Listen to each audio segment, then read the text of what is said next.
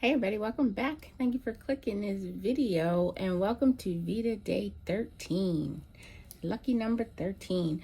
So today's video is going to be part one of a two-part topic, and that is Cruising 101. I was asked to just put together a video of some essential cruise tips that I think will help a new or not so new cruiser. So I asked on my Facebook group and on my Instagram, what do you think a new cruiser might want to know? So I have some questions, and I'm going to break it up into two videos because I do have a good amount of questions. So that's what we're going to do. I want to first put out a disclaimer that I am by far not a professional.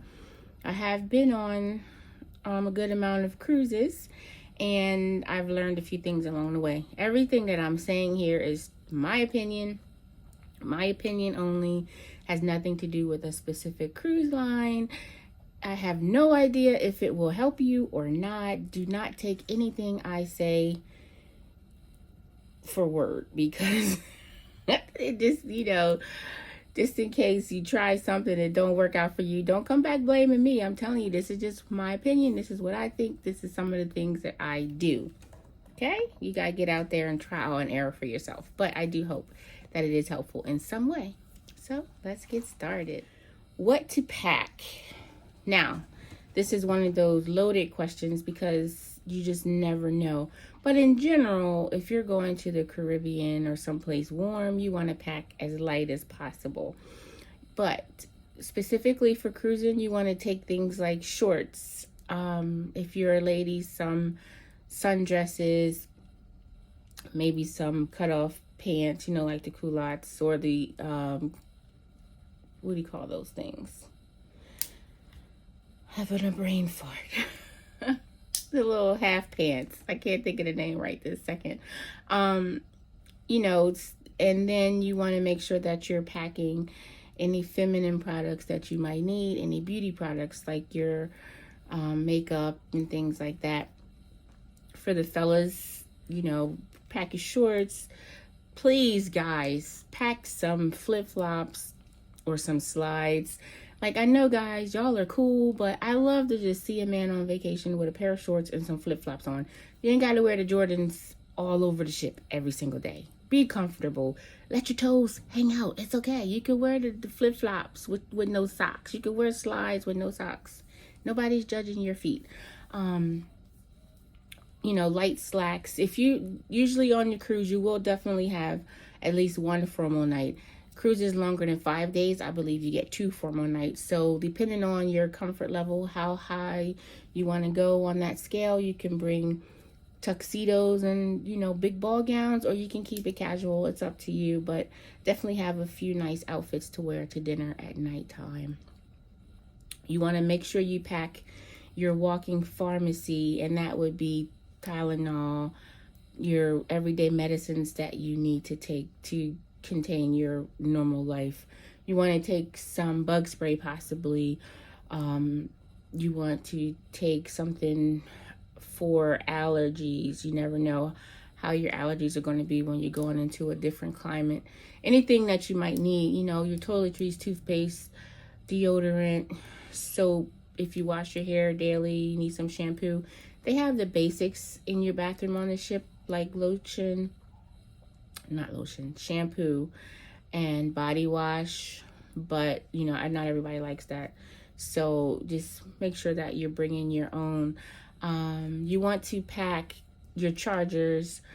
There's a limited amount of plugs on most of the ships, so I definitely suggest you bring an extension cord, not the surge kind, but a regular extension cord.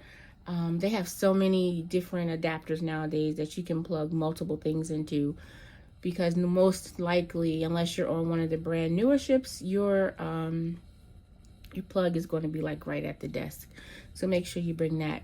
If you are right now, because of COVID, or in general, if you're worried about cleanliness, you want to make sure you bring like some hand sanitizer, your mask. You have to have your mask at certain parts. You want to bring like Clorox wipes if you want to wipe down your cabin, things like that. If you are sharing a cabin with anyone, please bring some room spray, because you're going on a cruise. You're going to eat a lot, which means you're going to stink and poo a lot. And you just, you know, just give us a courtesy spritz, please. But for shoes, I also wanted to say, bring flip-flops, bring water shoes for the ocean if you don't like your feet to be on the ocean. Bring a pair of dress shoes. Ladies, I like to just bring one good pair of dress shoe that can go for every outfit that I pack. I'm not a big shoe person. And then make sure you bring some sneakers for excursions and for walking around the port. Or if you're going to do a lot around the ship, make sure you bring some. So I think that's like the basics of what you need to pack. Number 2, some cruise lingo. If you're in a bunch of different cruise groups, you'll definitely hear a lot of lingo. So some of the suggestions they asked was muster drill. Your muster drill is the safety drill that you have to participate in before the ship can sail away. It usually was you go to your muster station, you know, they show you exactly what to do. You hear the emergency signal and all that stuff. Nowadays, make everything less crowded because of COVID. You just go, they show you how to put your life vest on. Some ships you can watch a video on, and they just show you exactly where your muster station is. CD is cruise director, and that's the person leading the fun all over the ship. Embarkation is the process of getting on the ship. You'll hear embarkation day, you'll hear disembarkation day. So embarkation day is the day you get on the ship, and the process of embarking on the ship is going through the security, getting all your documents checked, and then walking that wonderful gangway to get on the ship for the first time. And then disembarkation day is the opposite, where they, you know, kick you off and make you go home. Room steward. That is the person who will take care of you the entire time you're on the cruise. They will come and clean your room, take up your old towels. They will make your bed. They will refresh anything that you need to be refreshed, and usually will leave you a cute little towel animal. Nowadays with Carnival, I mostly cruise Carnival, so a lot of my references will be for Carnival. They have the option of morning cleaning or afternoon cleaning. So you'll have to let your room steward know. And then OBC, onboard credit. Onboard credit is money that you spend on the ship. Sometimes you'll get onboard credit as a promotion before you sail, or just basically if you went on the ship, you'll get some onboard credit. If you book with a group, sometimes you'll get onboard credit as a perk for booking with the group. But onboard credit is the amount of money you have to spend while you're on the ship. Hey, this next one. Woo, child, this next one. Tipping. So, gratuities. Every cruise line, no matter which one you cruise with, will have automatic gratuities added to your bill. Some of them it's mandatory, most of them it's not. I'm going to give example with Carnival. Carnival will tell you what your gratuities are before you pick your booking. You can choose to have the gratuities added to your billing, so you prepay it as you're paying for the cruise. You're going to prepay your tips, or once you get on board, the gratuities will be added to your sail and sign account. Side note, on Carnival, your sail and sign account is your onboard account. And then usually like the last night before your last sea day, you'll see a charge, and I know they just raised the price. I'm not sure the exact price. I would have to look it up, but it's somewhere between $12 to $14 a day per person per cabin.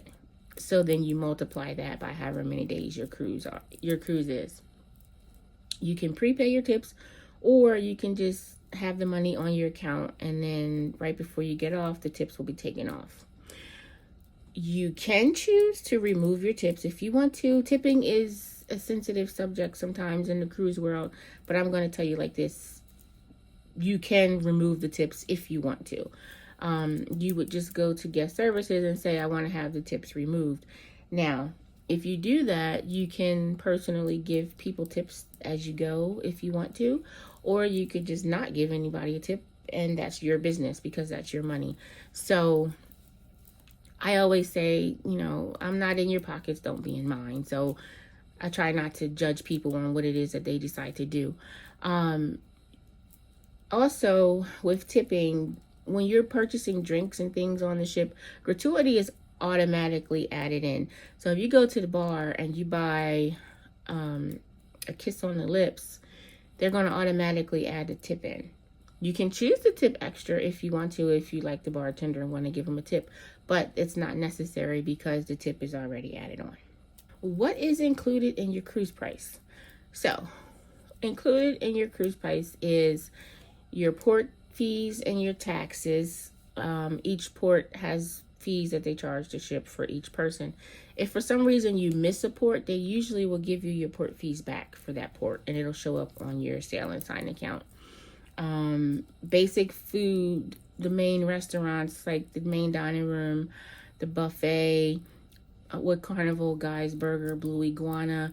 There's lots of places that are included in your cruise fee. And then that's also like your cabin and things like that. So that's what you get. You get basic water, tea, or lemonade. They have the wonderful guava juice in the morning at breakfast time. All that is included in your cruise fee. What's not included? Everything else. Just so you know, if you want to go to a specialty restaurant like the steakhouse or like the sushi place, or certain times of day, the Italian place, if your ship has a seafood shack, that's not included. So there's several specialty restaurants that are not included in the cruise price. And you'll see that if you look online or when you're looking on your Hub app or whatever, you'll see like a $, and that lets you know that it's not included. Alcohol is not included in your cruise price, or sodas or specialty drinks. Now, each adult is permitted to bring 1 bottle of wine or champagne on board, and each person in the cabin can bring a 12-pack of soda on board. You cannot bring bottled water on board, but you can order it to your cabin through the fun shops. What else is not included? Gambling, of course, if you go to a casino. Photos that they take of you, and they will take lots of photos. There's so many opportunities to take photos, but they are not included in your price. All the shops on board are not included. But just know that you don't use cash. The only place you use cash on the ship is in the casino. So everything that you purchase will be on your sail and sign account, and then you either put cash on your account, or you put on a credit or debit card, and then as you spend, that will come off of your account.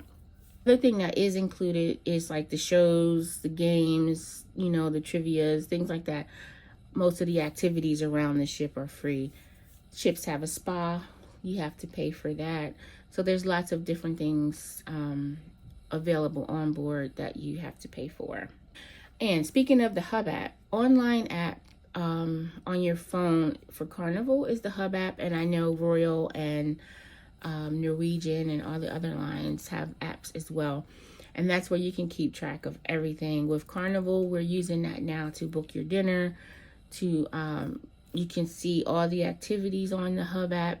You can communicate with people. You can order the internet. There's so many different things that you could do on the Hub app. So that's how you keep up with what's going on the ship. Must do activities. So I think in general, if you look at the Hub app, there are so many different activities around the ship. I think the number one must do thing is go to the sail away party. That kind of gets your vacation started. It gets you hype. It gets you to meet a whole bunch of new people and just get you in the mood. And then you can hear that wonderful horn sound as it goes off to let you know that we're about to sail away. So always go to the sail away party. It's a lot of fun. In my opinion, you should go to, if it's your first cruise, I would say go to, like with Carnival, they have the welcome aboard show usually on the boarding day, and you'll get to meet the cruise director, the entertainment staff. You'll get to meet the singers and dancers, and they just give you a big general information of how the cruise is going to go. They usually have a fun aboard, fun ashore show with Carnival the next day, and that will give you tips on what to do when you get off the ship, what not to do when you get off the ship.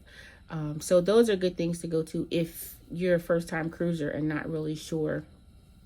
I suggest going to the trivias, going to karaoke. It's so much more fun when the people can't sing. And I get the fact that people that can sing want to get up there and prove that they can sing, and everybody applauds. But I love it when people like me who can't carry a tune will get up there and sing. So go to karaoke, have some fun. Go to like the singles meet and greet, the LGBTQ meet and greet. They even have meet and greets for people, was it Friends of Bill, if you're in like recovering from alcohol. They have a get together for that group of people. Look for ways to get free drinks if you're a drinker. Usually they have the like the spa. Sometimes if you go to a seminar, you might get a free glass of champagne. The art auction, you might get one. The jewelry store will have something one day where they'll do like mimosas on a sea day morning. They usually have like a wine tasting or something like that you could do. So many different activities. I say just look at the list, go through and pick so many different things, and try something you haven't tried before. How to use your ship card. So with Carnival, I'm not sure how the other ships do it, but once you are allowed to go to your cabin, because with Carnival, cabins aren't ready until 1:30, unless you're platinum, and then you can go to your cabin early.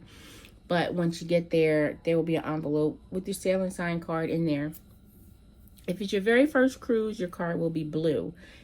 Anything after your first cruise, it'll be red until you hit like however many days, 50 days, and then it's gold, and then when you hit 75 days it's platinum, and then after like 200 then you get diamond.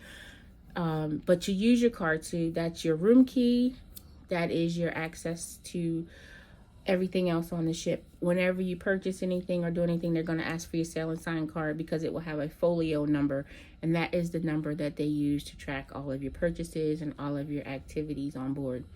Your room number is not on your sailing sign card, so you got to remember that, but it's not that hard.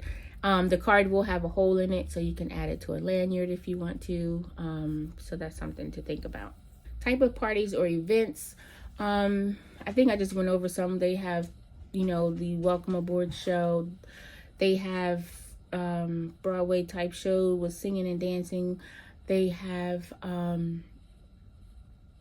you can do, sometimes the casino will have tournaments for like blackjack or a slot tournament. You can go to a martini tasting. They'll usually have auction. The fun shops will have special sales. They usually have a $10 sale one day. So many different events, parties. They will, depending on your ship and your cruise director, it could range from the Mega Deck 80 parties. It could be a 90s party. They usually have that like in the atrium. The nightclub will have parties every night. There's always, in the different areas, they have like the piano bar. So there's somebody playing the piano and singing. They'll have a band, like usually in the main area, that will play live. They will have people playing violins. So there's different artists all over the ship any given day. And they will have comedy shows every night. They'll have family-friendly ones, maybe 8 o'clock or so. And then they have late night ones that are adult only. Photos, I think I briefly talked about the photos. They will take your picture at every moment that you could think of. The pictures are at a cost, so you would just have to check and see how much the pictures are. But every night they have a lot of different areas set up where you can take pictures with the background. They take you as you get on the ship, as you get off the ship in the port and things like that. They will come around at dinner time and take your picture at the dinner table. So lots of opportunities, but just know that there is a fee. Places to eat, how much it costs and when to go.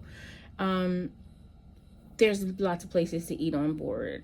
The main dining room is free, and you would pick a time. They have early dining, which is 6 o'clock. They have late dining, which I believe is 8:15, and then they have your time dining, and you can go anywhere from 5:45 to 9:30, I believe. So you choose the time that you want to go to dinner.